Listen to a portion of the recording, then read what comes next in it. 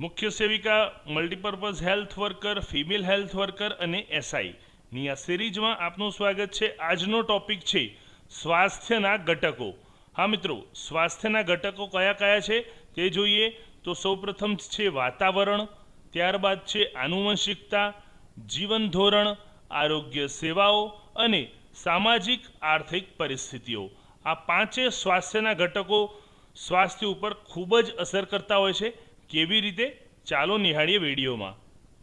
તો સૌપ્રથમ જોઈએ તો વ્યક્તિનું સ્વાસ્થ્ય માત્ર દવાઓ અને સારા ખોરાક પર આધારિત નથી, પરંતુ અનેક પરિબળો પણ જવાબદાર હોય છે। આજના વિડીયોમાં આપણે સ્વાસ્થ્યના એવા મુખ્ય ઘટકો વિશે જાણીશું જે વ્યક્તિના શારીરિક અને માનસિક વિકાસમાં મહત્વપૂર્ણ ભૂમિકા ભજવે છે। તો ચાલો જોઈએ। સૌપ્રથમ છે વાતાવરણ એટલે કે એન્વાયરમેન્ટ। તો વાતાવરણ પણ સ્વાસ્થ્યનું એક ઘટક છે, જેમાં પ્રદૂષણ થવાથી ઘણા બધા સ્વાસ્થ્ય પર અસર થતા હોય છે। જોઈએ તો હવા, પાણી, સ્વચ્છતા અને રહેણાંક, આ તમામ ચારે વસ્તુથી બનેલું છે વાતાવરણ। જો તેમાં પોલ્યુશન થાય એટલે કે પ્રદૂષણ થાય તો તેનાથી આપણને રોગો થતા હોય છે। આસપાસની પરિસ્થિતિ આરોગ્યને અસર કરતી હોય છે। હવે તેના લગતો એક પ્રશ્ન જોઈએ તો નીચેનામાંથી કયું વાતાવરણનો ભાગ નથી? ચાર ઓપ્શન આપેલા છે: જીન્સ એટલે કે જનીન, આવક, પાણી અને શિક્ષણ। તો સાચો જવાબ શું આવશે મિત્રો? યસ, સાચો જવાબ આવશે સી, પાણી। તો પાણી એ વાતાવરણનો એક ભાગ છે। વ્યક્તિના આજુબાજુની વાતાવરણીય પરિસ્થિતિ જેવી કે મકાન, પાણી પુરવઠો, સ્વચ્છતા અને તેના પરિવારના સભ્યોનું વ્યવહાર વ્યક્તિના માનસિક, શારીરિક સ્વાસ્થ્ય પર અસર કરતું હોય છે। એટલે કે વાતાવરણ મિત્રો જો સારું હોય તો સ્વાસ્થ્ય પણ સારું રહેતું હોય છે, પરંતુ જો વાતાવરણ પ્રદૂષિત હોય તો તમારું સ્વાસ્થ્ય પણ તેના કારણે બગડતું હોય છે।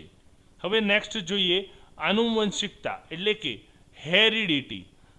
એનો અર્થ શું થાય તે જોઈએ તો માતા પિતાથી મળતા ગુણ, જેને કહેવાય જનીન, જીન્સ। શારીરિક અને માનસિક લક્ષણો પર અસર, કેટલાક રોગો વારસાગત હોય છે જેવા કે ડાયાબિટીસ, બીપી। અને છેલ્લું છે આનુવંશિકતા એટલે કે જન્મથી મળેલા લક્ષણો।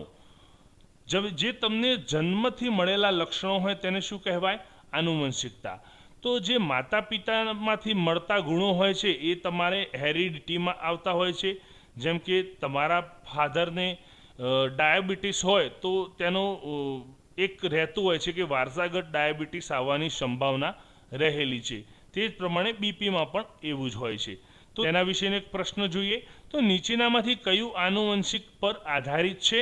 ઓપ્શન જોઈ લઈએ: પાણી, જીન્સ, ખોરાક કે આવક। તો સાચો જવાબ આવશે મિત્રો બી, જીન્સ એટલે કે જનીન। જનીન જે આનુવંશિકતા પર આધારિત છે। દરેક વ્યક્તિની શારીરિક અને માનસિક ક્ષમતા તેના માતા પિતાના જનીન એટલે કે જીન્સ પર આધાર રાખતી હોય છે। નેક્સ્ટ જોઈએ જીવન ધોરણ, લાઈફસ્ટાઈલ, જીવન શૈલી પણ કહી શકાય। તો તેમાં શું છે? તો તેમાં જીવન ધોરણમાં મુખ્ય અગત્યનો છે ખોરાક, વ્યાયામ અને ઊંઘ।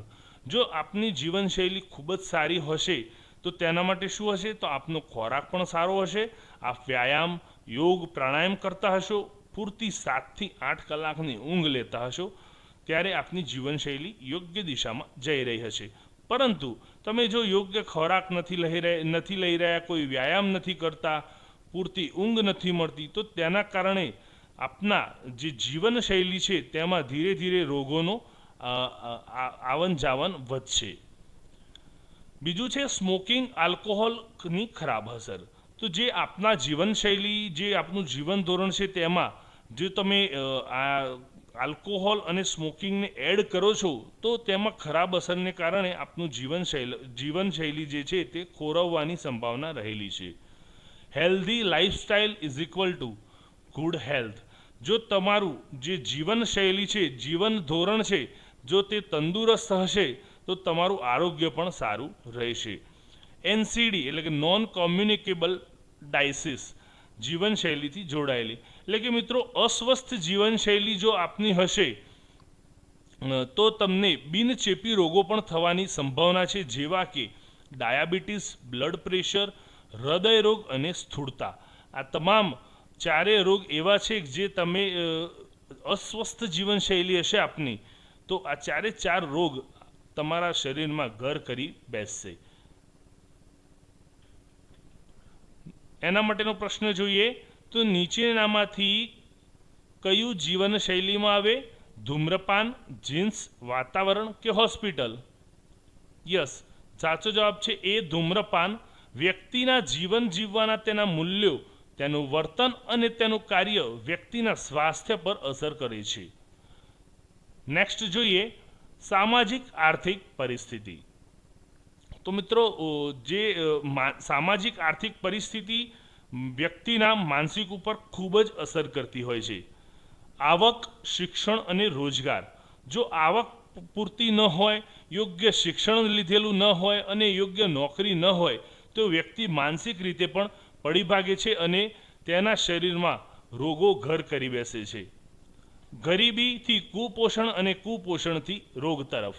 હા, જે ગરીબી હોતા હોય છે, મતલબ જે લોકો ગરીબ હોય છે તેઓ કુપોષણના કારણે આગળ ખેંચાતા જાય છે અને સાથે જે કુપોષણના કારણે તેમના રોગ થતા હોય છે.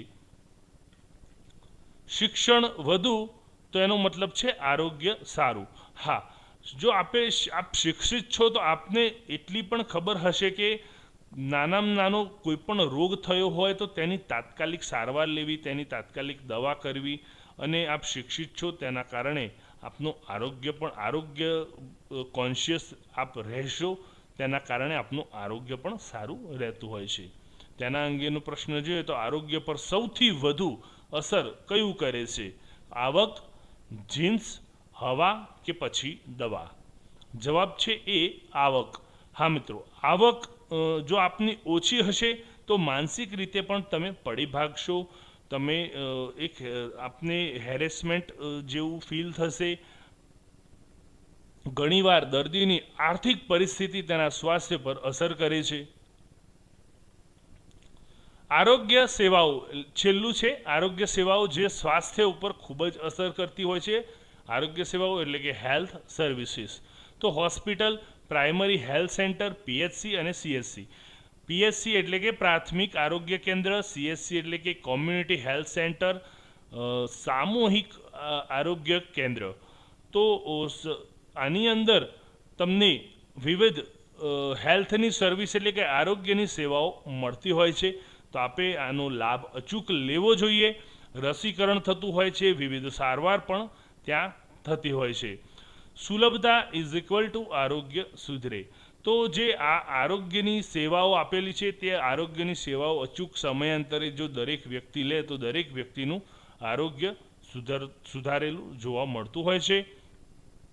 પ્રશ્ન જોઈએ તો આરોગ્ય સેવાઓમાં શું આવે? હવા, જીન્સ, ખોરાક કે પછી હોસ્પિટલ? સાચો જવાબ છે ડી, હોસ્પિટલ. લોકો જ્યાં રહે છે ત્યાં નજીકમાં જો સ્વાસ્થ્ય સેવાઓ ઉપલબ્ધ કરાવવામાં આવે તો ઘણા બધા રોગોથી લોકોને બચાવી શકાય છે. તો મિત્રો, આજે આપણે વાત કરી આ સ્વાસ્થ્યના ઘટકો વિશે. જે સ્વાસ્થ્યના ઘટકો સ્વાસ્થ્ય પર અસર કરતા હોય છે તેની સારી પણ અસર હોય છે અને તેની ખરાબ પણ અસર શરીર પર થતી હોય છે.